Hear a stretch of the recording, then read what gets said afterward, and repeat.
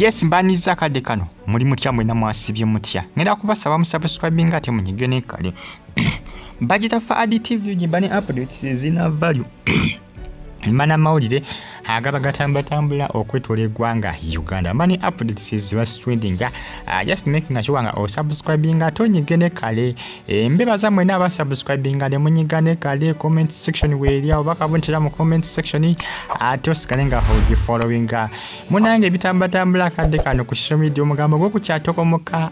omugambo gwo kukyatokomoka ninga Pastor Bugingo yawonye era tiyakoze kiri yagenda mu kama mu lutalo luno olwabaddewo ku lunaku olwokubiri ekiro era twebaza Katonda kubanga yakoze ki yasimatuse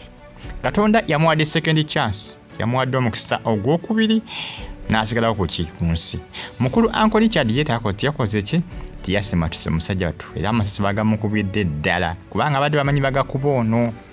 niyo omugambo gwo gukyatomuka ku social media era nka screenshot ngayina maaso okengende kubanga nkutuusaako aba CCTV aba Citizen TV ya newenji badenji CCTV Citizen TV chi information je bakoze kibonga bo je bafulumiza Citizen ye Kenya ye Kenya mbina maaso ka screenshot ngina kubanga kutuusaako maaso bonga bo information je bafulumiza kugambye Pastor Bugingo nabagambye guno mwaka gwa 2024 tugenda mutambulira bulungi era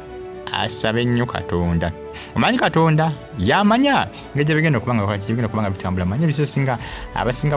balagula ne bagamba omwaka okutandikira obubi manya ugenda kubeera muzibu nnyo gyoli neto manya Katonda ayinza okukola ki Katonda ayinza okukyusa ndozo olengera breaking news CCTV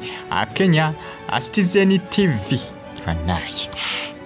Citizen TV y'omugwanga erye Kenya yegamba nti Uganda ni pastor by names of Bugingo cheats death ndozo olengera munange cheats kuba kuchitinga oba yasetinze oba ya planinze oba ya fakinze fake fake chinzo obutajja cheats no ku planninga kiyinza okukola kiyinza okubanga kikola kitulawo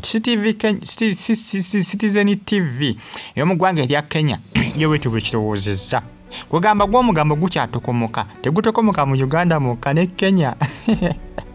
Rozolengera ensimbi zakuŋŋaanya mu bantu abasinga bagamba nti Pastor Bugingo yakoze bino anti ngayagala kukola ki nti angayagala kubanga hajjamu endiga ssente okola ki nti ogule emmotoka ya bullet bolofu omugambo gutokomoka abalala bagamba ewali kananira libagala teekawo Starbucks Pastor Bugingo ayagala kukola ssundiro ly'amafuta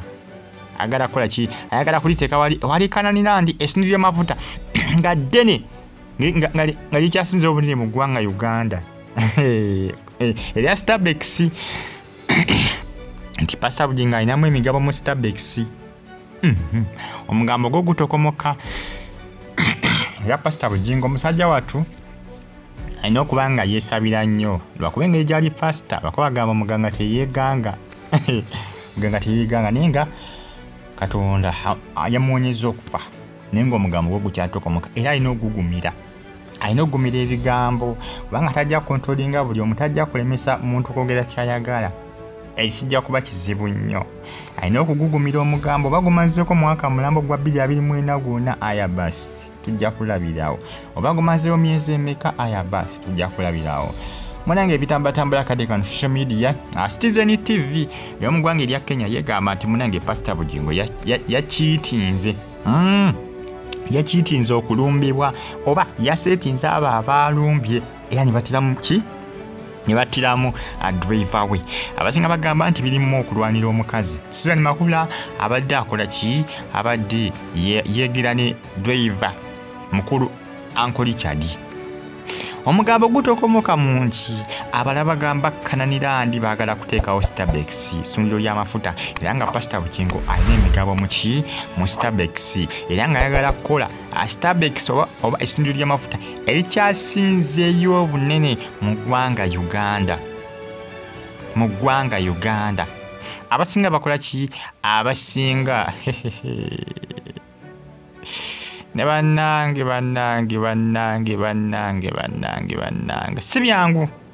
si byangu omugambo gwo gutokomokera ddala gutokomeka kubanga nadde manyi gwe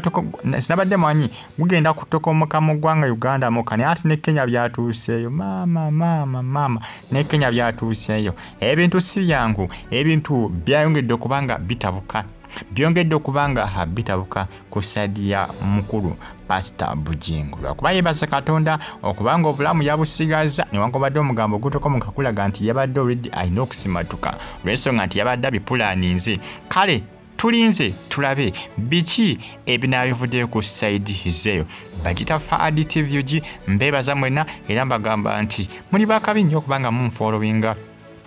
comment section weeri awo bakabontera mu comment section bagita Faadi TV mbane updates zinavaayo mbana mawulire agaba gatambulatambula okwetoola eggwanga Uganda just making sure nga onfollowinga to subscribing onyigene kale ojja keepingibwa ng'oli updated